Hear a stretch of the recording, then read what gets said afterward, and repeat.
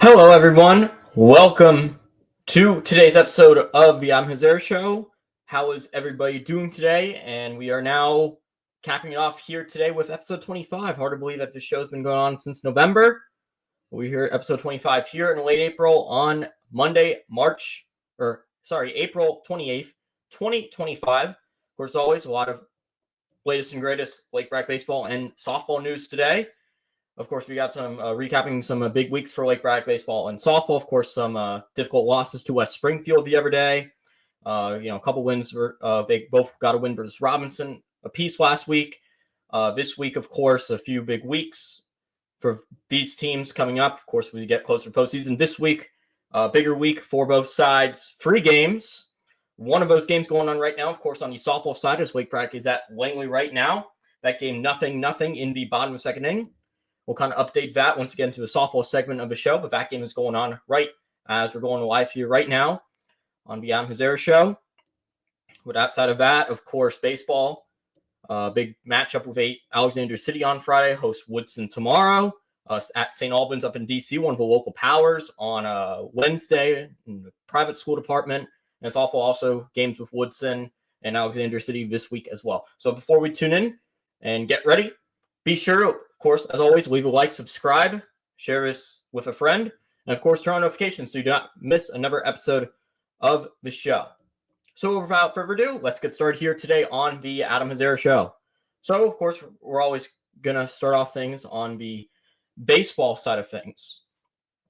And, of course, to start off last week, of course, the Bruins got a win over a team that they needed to beat, being a Robinson team that only had one win coming into that game. And that's now, I believe, 1-14. An awful Robinson team. Leo DeLomo pitched a solid 5 innings in that game. Bruins got some good innings in relief from Andruskowski, Hudson, Drum. Offense scored 9 runs. Bruins did a good job that game to win 9-3 against the team they should beat. And of course, that takes us now to the game that everyone was hyped for. And a game that arguably could decide one of the games that decides the Bruins season. Now, it's, of course, the game at West Springfield that happened on Friday. Pretty difficult loss, losing by a score of 4-1. Of course, this is a one game, where Bruins needed both Bo Padgett and Jack Cavalario. And that's what exactly they did. I said that, there's probably a good chance that they had to save Cavalario and Padgett for this game. And Padgett pitched 7 innings that game. And, I think, in my opinion, we'll start off with him. He did his best. I think for him, it was his first real test of the season. Because before that Friday game, he had not faced an opponent as good as the West Springfield Spartans. And some of this has to go on the Bruins' blame. Like the Bruins coaching staff, in my opinion, has some blame to do with this. And I'll tell you why. And it's a reason that we've mentioned on previous episodes here on the show. So Padgett overall, let's start with how he pitched. He pitched pretty well, only gave up, he gave up 4 runs. But it was all in one inning. He only had 1 bad inning. Outside of that, he did really well navigating through a very good West Springfield lineup. Especially navigating well through Caleb Williams, the D1 shortstop that's committed to Liberty for the Spartans and a long-time 4-year starter for him. He actually did a pretty decent job. I know he gave a base hit to him, but outside of that, he didn't really allow him to get hot at the plate or anything like that. It was a bad inning where he gave up a 2-run triple, Sean McMahon, and a 2-run home run hit by William O'Connor. And West Springfield, pretty hard ballpark to hit a home run at. And unfortunately, that's going to go against Padgett. He gave those 4 runs that game. The Bruins, of course, took the loss. And now they have been swept by West Springfield in the regular season. So obviously, not the way the Bruins want to go out, especially against their arch rival. And again, we keep talking about them trying to get that statement win this year. Still don't have it. There have been times where, maybe feels like, they've come close. They might have had it versus West Springfield the first time they were winning that game. But unfortunately, Lomo couldn't be consistent in that game and ended up losing the game for him. But here's where the blame lies on a Bruins coaching staff. We've mentioned so many times on the show this spring of how Lake Braddock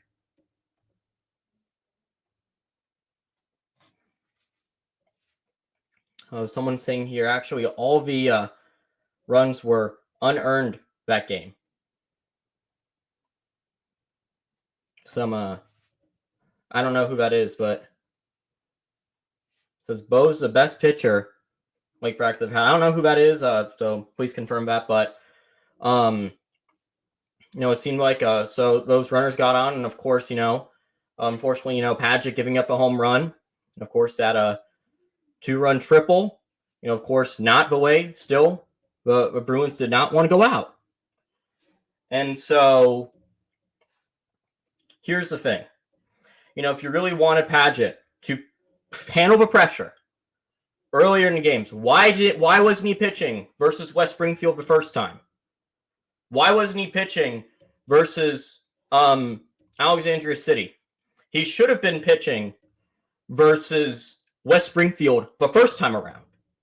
That was back on March 25th. And the Bruins decided to use him against Robinson, which you probably knew wasn't going to be nearly as good as West Springfield this year. And you could have started him opening day versus South County. West Springfield, that was the third game of the season. So he would have been a lineup to pitch. So he should have been able to pitch versus, West Springfield on that Tuesday game. And so on that March 25th game. And you should have had him ready for your arch rival. And, this is a year we're talking about where the coaching staff, and the pitching staff is all brand new. You're talking about Bo being one of your best pitchers. You need to get off to a good start pitching Bo against West Springfield. And you decide pitching versus AC. And then Leo DeLomo pitching against that South County game has a bad start. He's had a lot of struggles this year. And, what do? You take gambles, and it didn't pay off. Padgett should have been pitching every single one of those games versus Alexander City and West Springfield earlier on in the season. That way he handles the pressure against those tough teams. Those are the two of the rivals you're chasing. And, it doesn't make a lot of sense to me. I don't think overall, Bo did not pitch that badly. It was overall a very solid outing by him, except for maybe one rough inning where, those 4 runs were given up. But, in the Bruins defense, I don't think was the best either. They had some gaffes as well this season in that game too. But, and this is a time where it finally took where the Bruins were like, we'll pitch Bo Padgett, we'll pitch Jack Cavalario. That can't come. It can't come a month in. I'm sorry. You need wins. You need to establish your pitching staff right early in the season, especially if you have, games as early, again, against teams like West Springfield, teams like Alexandria City. That needs to get established early. Again, stop with this playing around and trying to move people around. If you have a big opponent, use your best pitcher.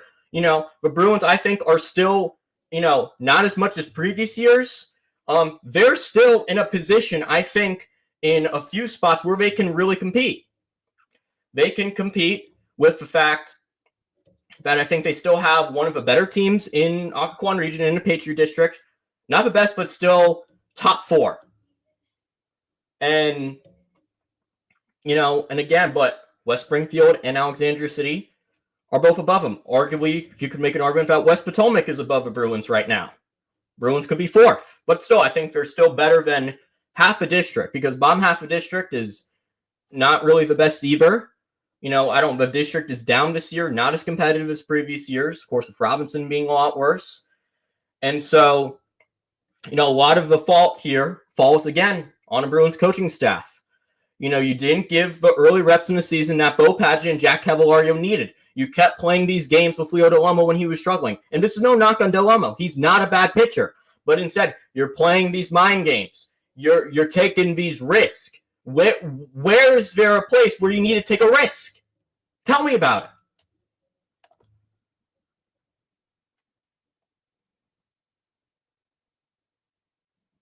So we have a question. Who do you think is the best of a three-headed monster? Bo, Jack Hav, or Leo DeLomo? Now, I think in terms of consistency, I will answer that question. I've answered this before. Bo Padgett is probably the best of those three pitchers. And, with the way he's pitched this year, I think he has the best stuff. It's pretty good. It's the most elite the Bruins have. Jack Cavalario, again, has been really good too. I really like what I've seen from him. Has that good curveball going for him. Very good controlling his zone. Not gonna overpower anyone in terms of velocity, but he still has good control, and his curveball is good enough to get a lot of strikeouts and get the job done. Now, I think in terms of Leo DeLomo, he's probably comes in last place of those three. Of course, he's had his struggles this season, of course, mainly because of his walk issues. But again, the Bruins, I think one pitcher that they're really missing is Bradley DeHay. Again, that's a pitcher. Again, we talked about, of course, he has a little sprained UCL that, of course, has kept him out for a lot of the season. But again, the injury is, I think, really hampered the Bruins pitching staff a lot. And I think, a lot of those games where the Bruins have lost to, Alexander City West, the 2 games to West Springfield, those are games that, the Bruins could have arguably won, of course, if DeHay wasn't hurt. Of course, again, the Bruins have had injury problems this season with DeHay, and of course, Matt Mayer going down with a torn meniscus first game of the season. And we'll get to the offense part of the game with South County, West Springfield. And then one of our other comments says that actually blames Coach Prairie for calling the pitches. Didn't call Bo the game. Mr. Prairie didn't call Bo through the first no-hitter in Lake Braddock history. That's really the first no-hitter. That's interesting. Never knew that. Of course, Bo is a great pitcher. I never knew that was the first no-hitter. That's correct. Yeah, Bo for sure has definitely been a very good pitcher for the Bruins this year. So let's get to the offensive side of things for the Bruins. I was asking which team do you think was better, Lake Braddock Baseball or Lake Braddock Basketball, from one of our viewers. I'm going to go Lake Braddock Baseball. Just in terms, I think if you're talking overall, there's been a lot more consistency there over the course of the 50-year history. They have 2 state titles, Lake Braddock Basketball. Now, you're talking about the boys team or the girls team, because there's, of course, 2 of the teams. And if you're talking about the boys team, which I assume you are, boys team has never won a state title. They have some good years, with Coach Mitras and all, but I think with Lake Braddock and, with baseball, with their storied history, they've been one of the best programs in the state historically. So I think, boys, yeah. So the baseball team for Lake Braddock has been more consistent overall.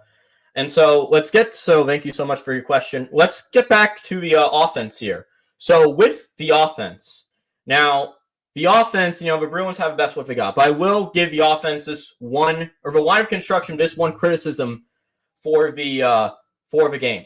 We've talked about him quite a few times this year, and I'm going to mention him again. It's done early on in the season. I know the concerns with his strikeouts and his plate discipline, but we're going to say it again. This game was probably the one game where you wanted CJ Prentice in a lineup. Instead, you're going with, now this is no knock on anybody. This is no knock on these 2 guys. You have Kenny Hawkins and Andrew Rubino in that lineup. Now, I'm not sure Hudson Drum is in chat here, guys. So welcome in, Hudson Drum. Who would I rather have my team? We're actually having a little bit of fun here. Ooh, Jake Drummer, Jamie Wiskowski. I think I'd have to go with a draw on that. I think they were equally valuable. I think both of them could be just as good of pitchers, hitting-wise.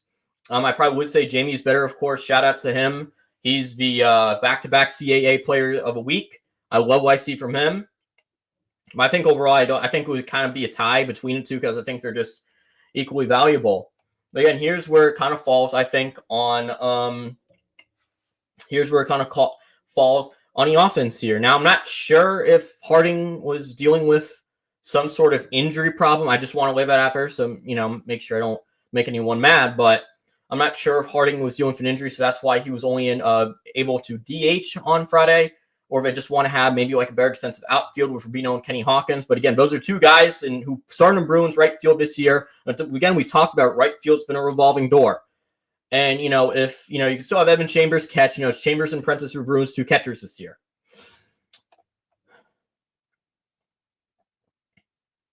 Harding is just big. I don't know what that you'd have to elaborate on that, but but I feel like if you're going for offense, and especially you're pacing a pitcher like Aaron Dirks, and you got Aaron Dirks, Miles Thompson, what you need to have going on is that you need your best hitters out there who can provide you some big power and big time RBIs. I feel like CJ Prentice has that, and despite all the trouble, all the things we hear about him with the strikeout concerns, the fact he can't walk, this is a guy who can hit the ball 100 miles per hour. And I understand, PBR is not everything. This is probably the one game where you'd want him, and most 9 times out of 10, I highly doubt anyone can correct me if I'm wrong on this. Anytime that anytime you see those high amount of strikeout guys, PBR says, 90 plus exit view, can hit the ball 400 feet. Most of the time they end up starting anyway. Because again, they can provide you immediate impact and they're going to hit the ball really hard.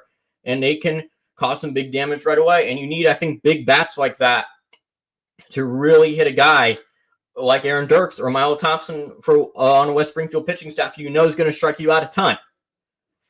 So in the sense right there, that's a situation where I think you would really want to have CJ Prentice more so in the lineup if you can. And you got the 2 guys out there who are part of a revolving right field door starting from an offensive standpoint. Again, there's no knock on them.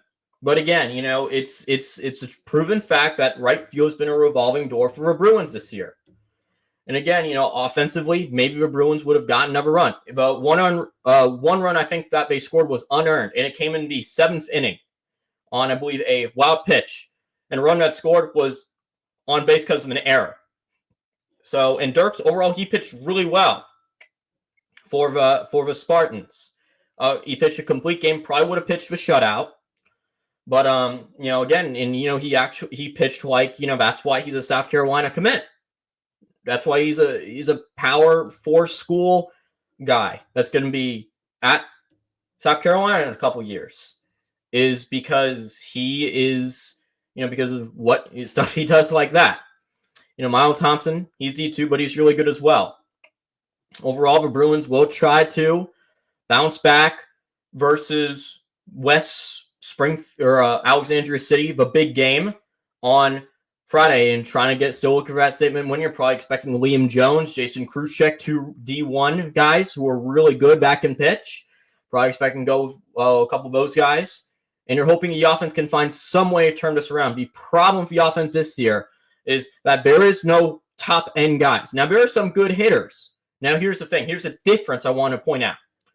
Bruins offense this year, they have some good hitters. Dom Quadros is a good hitter. Matt Shabe is a good hitter. Evan George is a good hitter. Evan Chambers has been good. Henry Mons has been very good, stepping up after Matt Mayer went down with the injury. But they don't have an excellent hitter, if you guys know what I mean. They don't have a hitter on a level of a Jamie Wiskowski. They don't have an Evan Schick. They don't have a Jack McCarthy. They don't have a Lyle Miller Green. They don't have a Logan Driscoll. They don't have a Kenny Towns. They don't have a guy like that. They don't have someone who's at the very least, D1 caliber, which is what you're used to seeing from a Bruins most of these years. And again, this is no knock on anyone. Now, we have Skittles, who is remaining unanimous here. He's saying, if you had to make the batting lineup better, who would you play? Now, I think the best portion of this right now, I think the lineup is mostly as good as it can get. I think Chambers / Prentice, you could start one of those 2 catchers. Dom at first is, Dom Quadros at first is fine. At second base, Mons is really good. Matt Shabe at shortstop is fine. Third base, of course, would be Mayer. But, of course, he's out torn meniscus. Braden Gibson, though, is not a solid option. In my opinion, he's probably better at second base rather than third base. But again, third base, he's still been hitting offensively. He's been handling the pressure there. Evan George in center field has been good. You have Ryan Harding out there. Of course, he's been off to a cold start this season, but he's been hitting the ball a lot better, as we've mentioned in the last couple episodes. You think they'll ever give Peterson a chance? We have Riley Peterson. Yeah, he plays third base. I think. I think what is he play third base? He's gotten some courtesy running situations this year, but I think with I think it would be really hard with competition at third base. With Braden Gibson there, who's kind of I guess you could say more already established. Again, this is no knock on anybody. It's just like more starting, more experience. From that perspective of it, and so I will say that much. But again, right field. I would kind of like to see, some guy, I would kind of like maybe to see more of, I will say Andrew Rubino, maybe you could see more of, I heard that it's Kenny, whoever is the new starter stepping up, whoever they plug in, it's their job. You just keep plugging, playing. That's how right field has worked all year for this team. But I'd like to see Andrew Rubino in there. I feel like he's had a couple good games this year. Carson Flipowicz, I would like to see maybe throw him in the water. You got none to lose. I see him as a big part of the Bruins' future. Come up from JV, maybe start him right away. Maybe he'll have a Ryan Harding-like story that was last year. But again, of course, the big thing is that the Bruins need to figure out this offense. So, of course, right field is that one eyesore. Yeah, there hasn't been a solid right fielder ever since Luke Catellis, who was, I believe, all-region 2 years ago in that team. So there is that going on. So, then the Bruins will have to figure out right field. You're hoping that, that they'll bounce back tomorrow versus Woodson. I actually have a special announcement for tuning that game. So make sure you guys tune in at the end of the show to see that announcement. And again, Bruins, of course, have a big game, out of conference game up in D.C. with St. Albans, one of the best private schools, on Wednesday. I don't expect the Bruins to use anyone big that game since conference. You expect them to have the same game plan they did for pitching with West Springfield on Friday, having Bo Padgett and Jack Cavalario pitch there as well. So we will see what the Bruins will do. But yeah, I mean, there's I think a little bit of a sense of urgency now. I will admit, I think, as we have another comment here, who would you rather behind the disc, CJ or Evan Chambers? That's an interesting question because I think both of them have done really well. I feel like CJ has had a really good chemistry with some of the pitchers, especially like Bo Padgett. I guess I would choose CJ because again, I think he's been more prone to the experience in the program. He's in a couple years in the program, and then of course, but Chambers, of course, is very good. Chambers, of course, has gotten a lot of time this year. But I would kind of give them though the I would still get Chambers in there. I just wouldn't put him in against opponents like a West Springfield or an Alexandria City. I feel like CJ works a lot better since he's more experienced with the pitching staff. He's in the same graduating class as Jack Cavalario and Bo. So I feel like that's where I would have CJ catch. But again, I wouldn't hate on Chambers catching at all. I think he's done very well calling games this season. But I feel like since he's a freshman, I feel like you'd probably want to get him some more seasoning and kind of build himself up more. Working with the pitchers for a game such as against a team like maybe a weaker team like a Robinson or a Woodson. So like they're facing Woodson tomorrow, so I'd probably say that you'd probably want them going for Woodson. And another question we got is, man, you guys are rocking for questions today. I think this is the most. Would I say Chambers' days are numbered? Do you mean he won't play as many games, or is he just gonna, or you think that you're gonna demote him? What do you mean by that? Do you fear the guy's safety when they travel to West Potomac? Also, you have to elaborate a bit more on that question. But yeah, thank you guys so much for questions today. I think this is the most questions we've ever had in the pod. You guys are really engaged today. So that's something I've not really seen a lot. But yeah, I do want to go over to the of course the big game versus Alexandria City on Friday. So Bo and Cavalario will probably be available for that game. I'm not sure. I'm pretty sure some of the some of the other names that we haven't seen as much this season will be pitching for again in that St. Albans game. I think tomorrow maybe Leo DeLomo. I would probably guess he would be pitching versus the Cavaliers tomorrow. I'm guessing, But again, that Woodson game tomorrow, Bruins, that's a game, of course, they must win. And, of course, hopefully. Okay. I love you, Adam. That was a comment. Thank you so much for your support. So, of course, that is something we will see tomorrow.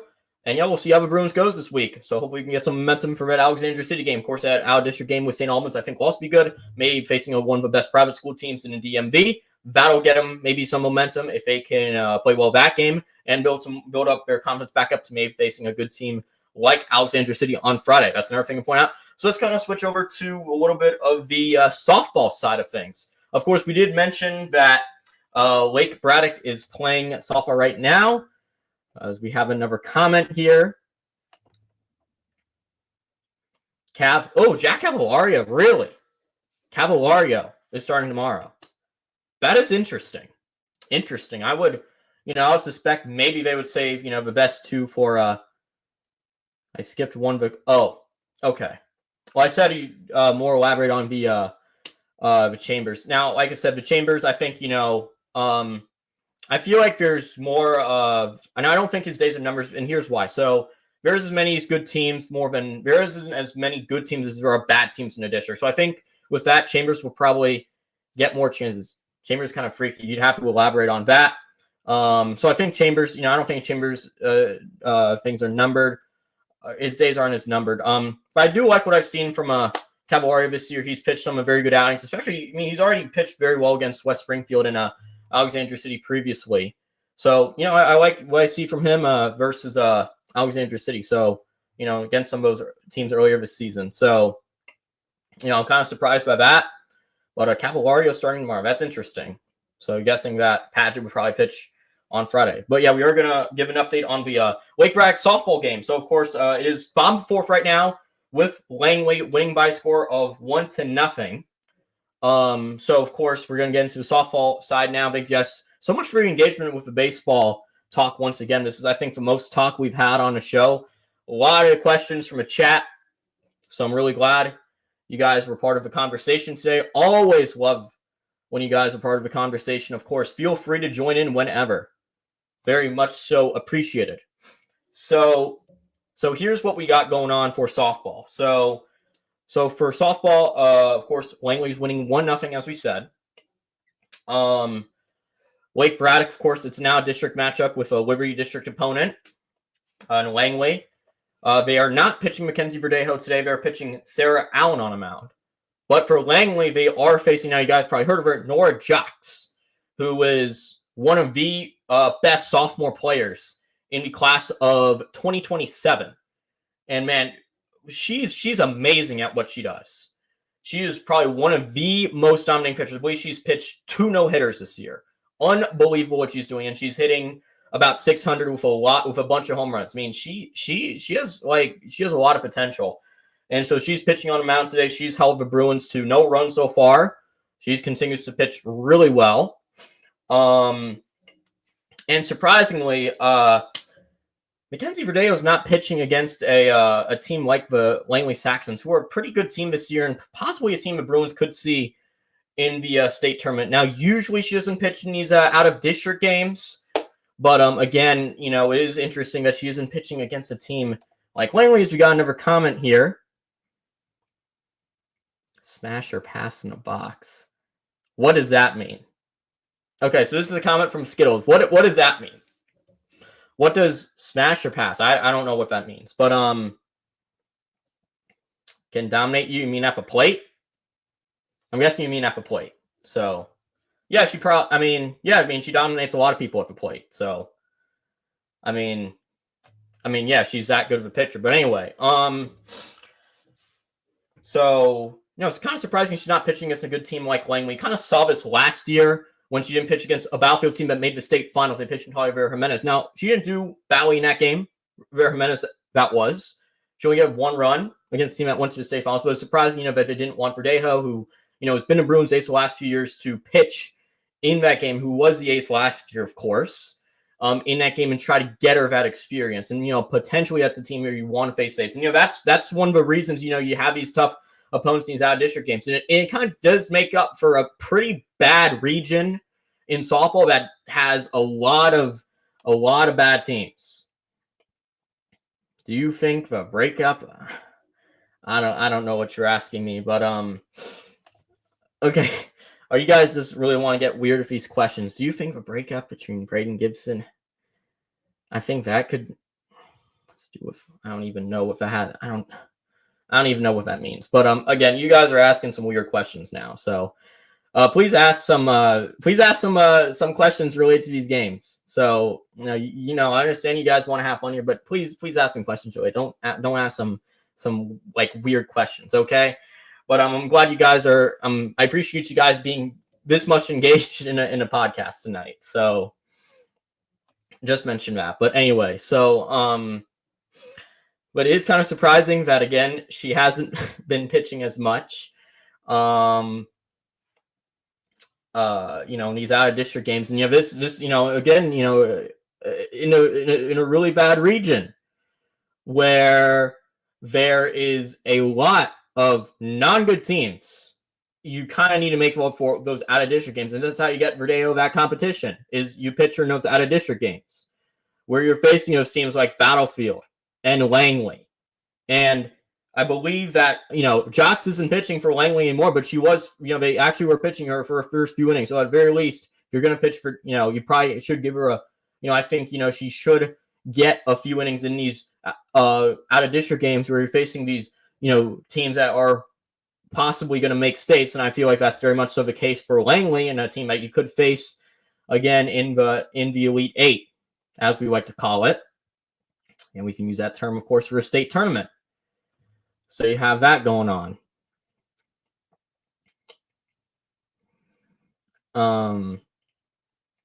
Okay, so we have that going on, but we have a lot of other things to talk about, of course, on the softball side. We'll kind of recap what they did last week. So, of course, they got a win over Robinson, of course, 7-1. So Robinson is one of those teams who've kind of really fallen off this year. And, not things difficult on the softball side, too, as they lost to West Springfield by a score of 5-1. Elena Promosic for Spartans, who once again showed a lot of promise her freshman year, and who's, ever since then has kind of really struggled to get back to her form. She actually got back to her old form last night. Or on Friday, sorry. And she was actually really able to pitch well against the Bruins. Now, the Bruins, I think, did get unlucky in a few areas. I think where they just were hitting some middle line drives, we were just right at Spartans fielders, or the Spartans ended up just making good plays on defense. And again, Verdejo having a 4 earned run outing. We got another comment here. Someone is asking about Liam. So what about previewing the AC Lake Brackett game? And are they going to throw Liam Jones again? They probably will. Now it depends on actually they could throw Krutschek. I think both of them could do very well. Score prediction. I mean, you suspect Bo Padgett is pitching for Bruins. I think he would definitely keep it close. So I'd probably go like maybe 3-1. Alexandria City wins, I guess. I feel like that's a pretty good score right there. But anyway, so of course the West. So anyway, for softball, the West Springfield Spartans in softball, they had a pretty good game against the Bruins. And surprisingly, the Spartans, if I noticed, they've actually hit McKenzie pretty well through these last few years. They always put up fight. Spartans always have good offense. You gotta give them credit. That offense is very good. And again, I think is it a place now? Now I think there's a question: is there a spot to be concerned with Verdejo and her pitching? I think she did a lot better. Again, I think a lot of it was kind of some bad luck. She didn't do as badly, in her first outing where she gave up a 7 earned run this year. But again, I think that it's still better. I think she's, still obviously her stuff. Was a little bit bad where some rainings with me that affected the pitching on her end as well. But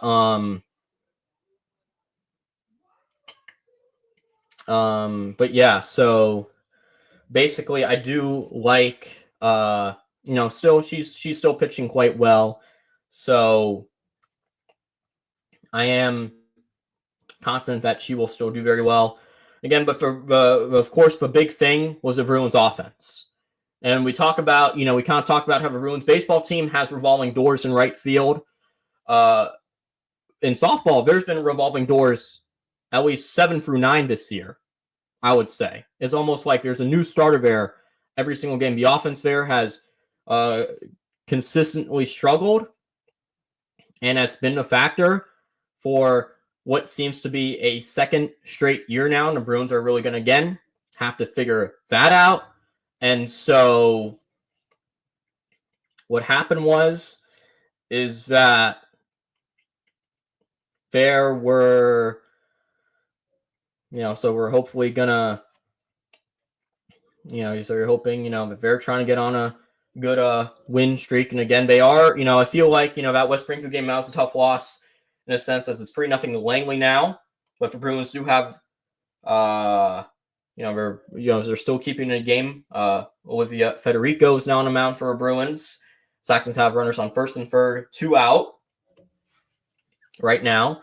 I do feel like that game probably did define the district. That was the biggest game because West Springfield, in my opinion, is really the only team that probably holds a chance versus the Bruins this year, of course, since they beat them twice. And now West Springfield probably has a much better chance at winning the having a higher seed in the district tournament and in the regional tournament. I feel like for Bruins, though, of course, the Langley game as it becomes 4-0 now. The Bruins in that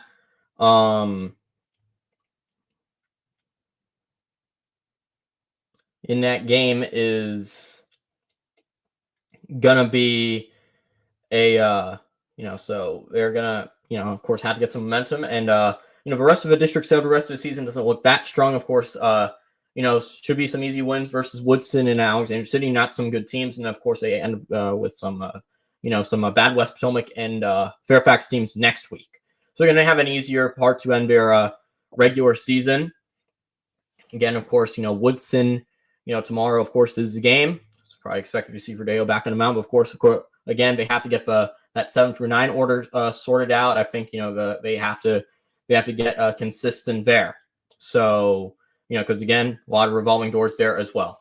And of course, this comes to a time for a very special announcement. My special announcement is that so last week, of course, I said that I was quitting Lake Bragg baseball and softball commentating and for all Lake Bragg sports. That is not true anymore. I am officially coming back to do Lake Braddock baseball and softball games for the rest of the season. And so people are going to be really excited to hear that. I think just one way or another, there was not going to be a way where someone or anything was going to, let me go away from commentating for you guys. I've loved commentating for you guys. Thank you guys so much for the support. I am so happy to be back. My first game back on will be tomorrow for baseball. I'll be commentating that Woodson game. Really excited to see you guys there. So, yay, thank God. Thank you so much, Skittles. But thank you so much for your support. But yeah, I am really grateful to be back for you guys. You guys have been so supportive. I love you guys so much as an audience. It's been an honor, of course, serving you guys these last few years, and I'm looking forward to finishing off with you guys strong, and looking forward to calling some good games. Of course, the last 2 games of the season will be baseball. I will return to softball at some point during the postseason. So I want to let you guys know, of course, the Fairfax baseball. I have senior night next week. Tomorrow, a game for Woodson. And of course, in the postseason, some big games going up there as well. So I'm so excited to be back. Thank you for the support again, Skittles. I am so happy for you guys to be back as well. You guys, again, best audience I could ask for.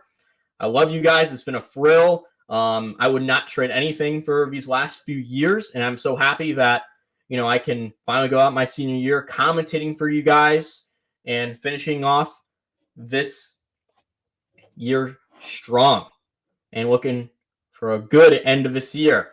Well, that'll wrap it up things here tonight on the Adam Hazara Show.